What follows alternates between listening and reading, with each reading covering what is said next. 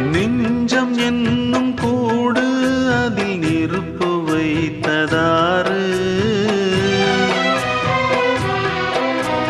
துன்பம் வந்த போதும் அதை துடைப்பதிங்கு யாரு? கலங்கும் போது சேரு, அது தெளியும் போது நீரு.